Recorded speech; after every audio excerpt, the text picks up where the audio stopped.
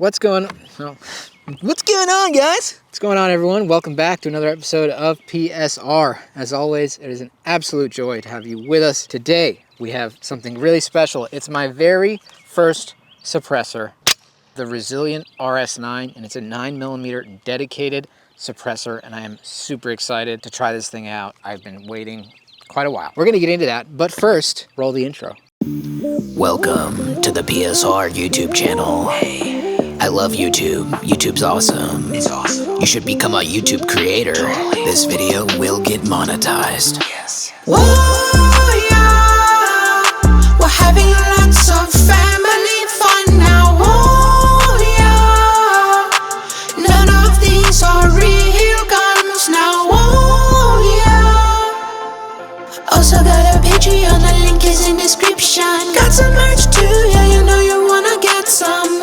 Thank you for being patient. I think we've stroked the algorithm enough for today. The video starts in 3, 2, 1. The Resilient RS9. This is, like I said, a 9mm dedicated suppressor by Resilient Suppressors. They did send this to me for free, but I obviously had to pay the $200 tax stamp. I had to submit my fingerprints and hop on a list that the federal government now has, which I'm sure I'm already on a bunch of other lists, so what's one more list? Before we get into this review of this guy, I want to thank the channel sponsor for PSR, and that is Aves Engineering. What does Aves Engineering make? Well, they make all sorts of slidey bits for all your favorite DIY projects. They are a big supporter of the 3D printed community, and they love all the DIY designs. If you want to get 10% off your order from Aves Engineering, I would never in a million years use the code PSR at checkout for a whole 10% off. They also got a boatload of Mac parts and some really cool uppers. So never use your favorite search engine to search Aves Engineering. I'm not going to get too crazy in the technical details. I would highly recommend you check out Pew Science if you want to learn more about the specific data about this suppressor in particular. The J situation, the TISM with the suppressors is just chef's kiss. Shouts out to Jay at Pew Science. Definitely check them out. This is cool because not only is it a 9mm dedicated can, it's got a direct thread little mount here, but it's also got notches for this very firearm. So it's kind of built almost directly for this kind of gun, and it's meant to look like the PVS-1 Soviet style suppressor. It's got that drip factor. It kind of actually looks a little bit like the Wolverine from Dead Air in a 9mm version. It's just ticking all the aesthetic boxes in my eyes. It's got these little detent notches, so it's really easy to thread it on. Once you got it tight down, you just put it in one of these notches. It won't back out or anything, so that is a really cool feature of this can that comes with it. Obviously, you can change the rear mount out. When I jumped into suppressors and started learning about it, it was kind of intimidating because I didn't know, like, okay, what mount goes on what and what's the standard hub mount and all this stuff. So I get that it's intimidating. I also get that, you know, some people just don't want to spend the money, A, $200 on a tax stamp, and B, get put on a list and have to send the government your fingerprints. So if that's not you, there's no judgment on my part. I totally get it. If you are interested in it, and if you're interested in a 9mm can, definitely watch this video because we're going to be doing some testing. Now, we're not only going to just test it with this KP9, which has a very, very light trigger on it, so it should be pretty fun to shoot, and I think we can get doing some Forrest Gumping really fast, and it'll be interesting to see if the can makes that cyclic rate even faster. But we also have our HK SP5. Of course, the roller delay is ideal for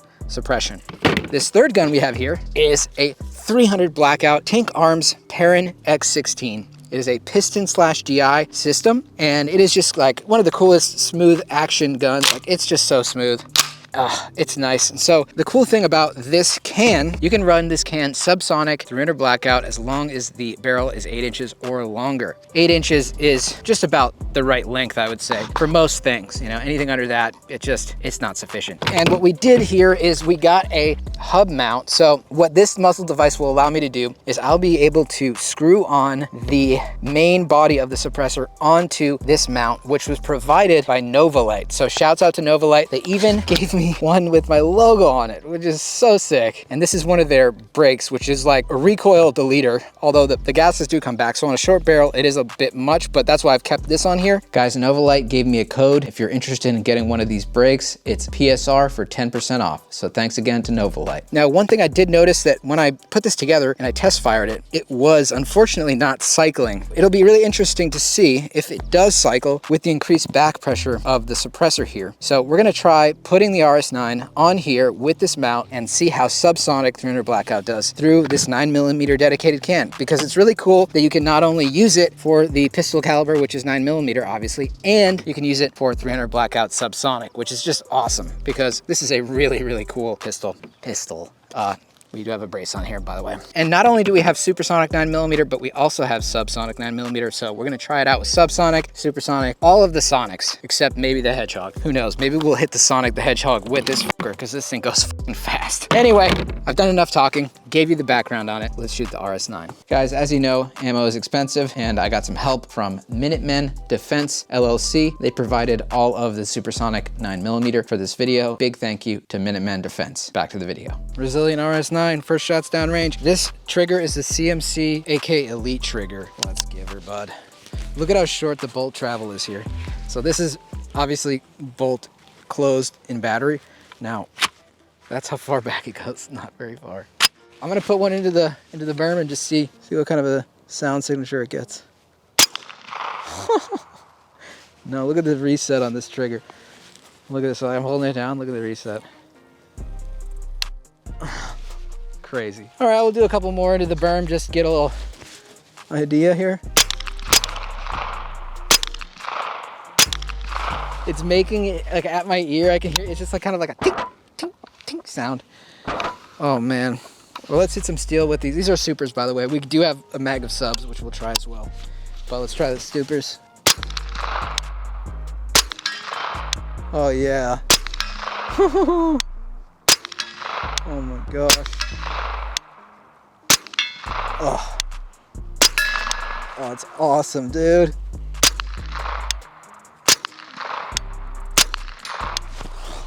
I do feel the gas is a little bit in my throat. Pause. With a direct blowback gun, it comes up in your face a little bit. All right, let's try to do the special thing that I think this gun is meant to do and that we'll do quite a bit of today. Let's try this here. Get a little loose with it. That was 2 shots, by the way. Okay. Oh, God.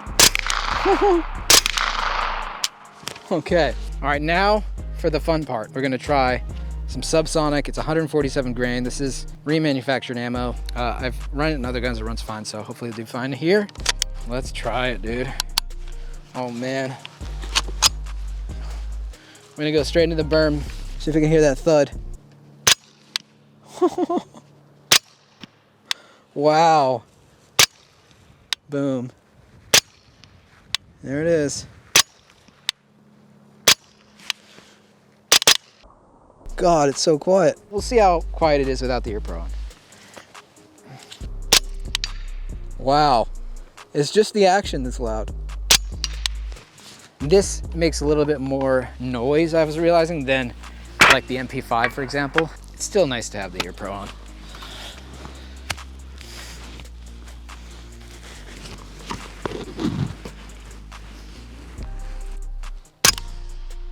Oh. Oh. Oh. All right, let's try to go fast here.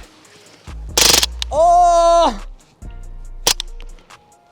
Oh my God. And we're out. That is so much fun. How hot are we here? Yeah, we're getting there a little bit. Oh yeah. Yeah, luckily these gloves. Shout out ECC gear. It's just pleasant overall. It's so stupid that these are regulated because it's literally just like respect for your neighbors and your friends who are there with you at the range. Like, it's not Hollywood quiet. All of the myths around it that made these things regulated in the first place are just dumb. Really, it would be great to have more people get a chance to shoot these to understand them because not a lot of people understand them. Oh, well, let's see if I can get through a whole mag. Fast mode. It's all about keeping this pressure forward while I keep my fingers still here. So I'm gonna try it here.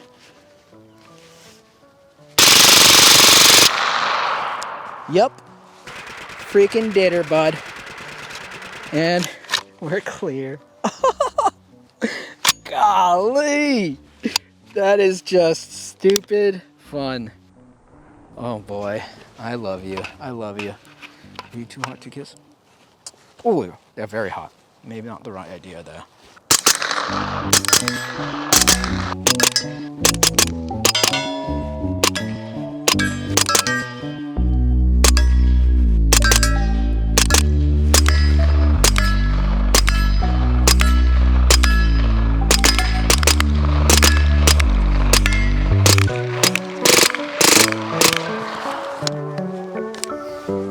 All right, here we are now with the Resilient RS9 on our H&K SP5. There are, of course, tri-lug adapters that you can have on a can, and it'll just be like a quarter turn and it's on, and it's a little bit more flush with this situation here. Direct thread is always going to be the quietest, so we're going direct thread, and it's what we have. So these notches aren't being used like they are on the KP9. Just a little side note. Right now we got sub, super, sub, super, sub, super for the rest of the mag. So we'll put this side to side with the KP9 just to see how much of a sound signature difference we get with both guns. I think this one's going to be quite a bit quieter. All right, the iconic HK slap. Sub. Here we go. Oh God, that's definitely quieter than the KP9. Super.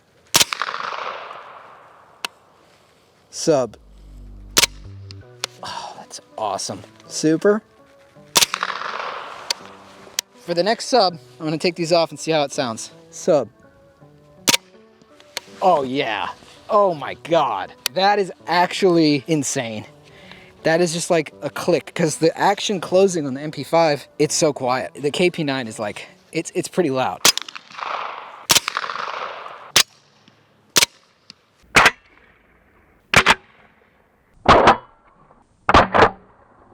This is a super. We're just gonna see what a super's like without ear protection. That's not horrible, actually. That's really not that bad. That's really not that bad. Now another sub. Let's see if we can hit a target here. Oh, missed it. Super. Sub. Super. Sub. Super.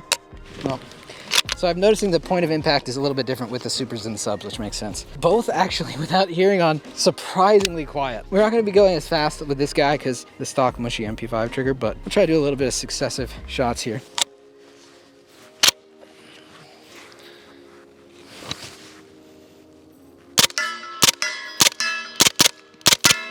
Woo! Oh, it's so loud when it hits the steel. There it is. Oh my gosh. And there's like very little gas coming back at your face too. It's after you shoot the MP5 you realize it still is so relevant in my opinion. Just the fact that you can suppress it and it'll be that quiet. It's awesome. A full auto one would be more awesome. I'm gonna see if I can keep most of these shots on target. It's gonna be super sub, super sub. Oh God, you can't be wimpy with it. You just gotta fucking slap that shit.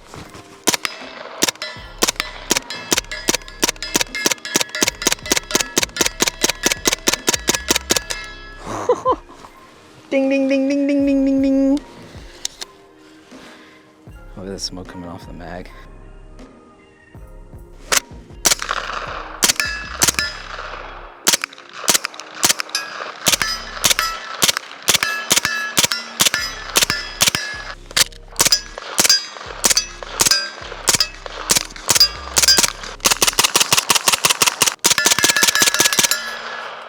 Just a little clarification in case you're curious. So this is basically a muzzle device that is on the end of the KP9 with that detent slot, right? And then you can remove this from the muzzle device, which essentially is just like a hub mount. And then that's how we're going to mount the can on our 300 blackout. So this thread here is the same as this thread here. For me, it was kind of intimidating going into the whole suppressor thing about all the mounts and all the jargon about how you mount this, how you mount that. And it can be a little overwhelming, but don't worry. If you have questions, you can always ask the manufacturers of the suppressors, especially Resilient. Now I can become even more of an autist, except with suppressors. We're not gonna show me actually fully removing this on YouTube because YouTube sucks and they think this is somehow dangerous content. We'll flash forward to when I slap it, it'll have a can on it. Oh, boom. Magically, a suppressor is on our parent. And if you didn't know about this thing, this is a Slovenian gun, like I said. We got an MSBS Grot Polish grip on here, little hollow sun. Well, let's try the subs in it. And here the subsonic rounds are. You can see those big old chunky boys moving slower than the speed of sound. So ideally there won't be a crack, and we're gonna try it first with some ear pro on, see how it cycles, and then we're gonna try it without some ear pro on just to see if it's actually something that you can shoot comfortably. So These are 300 blackout specific mag pull mags. I thought we'd try to just give it the best chance it had possible to work. X16 has a side charger, which we love. So we have one chambered. I'm going to the berm this time here. Nice. Oh, that's nice. Now, it definitely seems like it's a little bit louder than the 9. Ideally, you would want like a 30 cal can for maximum sound suppression. This is really meant for subguns for 9mm, but that worked. So let's try it without the ear pro.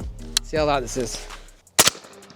Oh, that's not that bad. It's just the action, like the 9mm. It's just the action. Oh man, let's see if I can hit this target. Where am I hitting? Oh, there we go. Oh yeah, baby.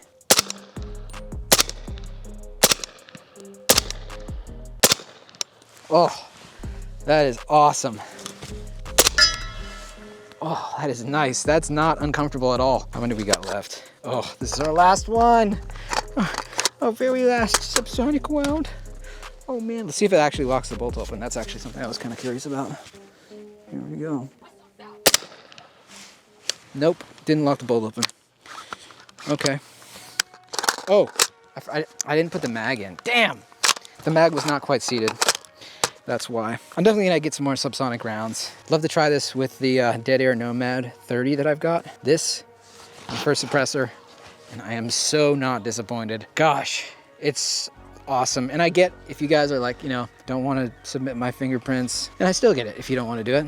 It's up to you. What you do in private is up to you, and there's always their option of crime. But I'm not advocating for that. I think it's like $7.99 or something. Trying it on the MP5, I mean, that was just like glorious, glorious. And the fact that you can just put it on the 300 blackout is pretty cool too with the subsonics. So big shout out to Resilient Suppressors. They're doing some cool stuff. I also want to give a big shout out to all the 3D printed folks that are doing really cool stuff with suppressors. I would like to do a Form 1 on a 3D printed one sometime soon. The technology there is really going at a rapid pace. So there's a design that is called the FTN3. FTN stands for F the NFA, of course. Yes, we agree with that. It's by PLA Boy. He's doing some really cool stuff. They've done like full auto rated PLA baffles with a carbon fiber shroud, if I'm not mistaken, and using like a flash can to actually hold it on and mount it. So that is incredible, and I want to give a big shout out to those guys too. Man, this has been a lot of fun. Once again, thank you guys for watching. It's always a joy having you here, and if it's your first time here, welcome. If it's not, thanks for tuning in again. I do have a Patreon. Really would appreciate your support on the Patreon, but if not, a like and subscribe is plenty. And even if you don't want to do that, that's perfectly fine. I'll see you on the next one, guys.